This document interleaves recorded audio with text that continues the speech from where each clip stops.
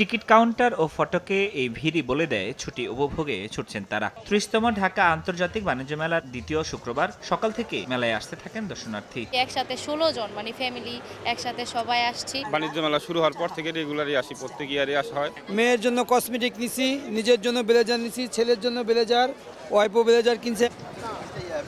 বেলা বাড়ার সঙ্গে সঙ্গে বাড়ে উপস্থিতিও। কারো চোখ ইলেকট্রনিক পণ্য, কাপড়, জুতা, ব্যাগে, কারো আবার কসমেটিক আইটেম আর ঘর সাজানোর অনুষঙ্গে। যদিও মান ও বাড়তি দামের অভিযোগ তাদের অনেকেরই। এবার মনে হচ্ছে যেন দেশি জিনিসটাই বেশি এখানে। শালটা বেশি চোখে পড়ার মতন ছিল। Pricing is a little bit high, but যেহেতু ইম্পোর্টেড জিনিস তো প্রাইস তো একটু বেশি হবে।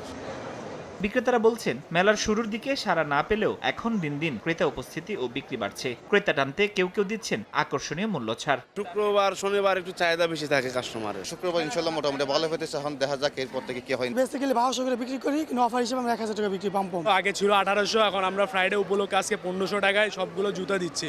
এবারের মেলায় ডিজিটাল টিকিটিং এর পাশাপাশি ক্যাশলেস লেনদেনেরও সুযোগ রাখা হয়েছে। এই প্রথম আমরা ক্যাশলেস কাউন্টার চালু করেছি। আমরা চাচ্ছি নগদ টাকার বিপরীত এবং কাগজের টাকার বিপরীত, কাগজের টিকিটের বিপরীতে আমাদের যাতে অনলাইন টিকিট আমরাই করি। এবারের মেলায় একদিনে গত শুক্রবার সর্বোচ্চ প্রায় 60,000 দর্শনার্থীর আগমন হয়েছিল। আজ তা ছাড়িয়ে যাবে বলে প্রত্যাশা মেলা সংশ্লিষ্টদের।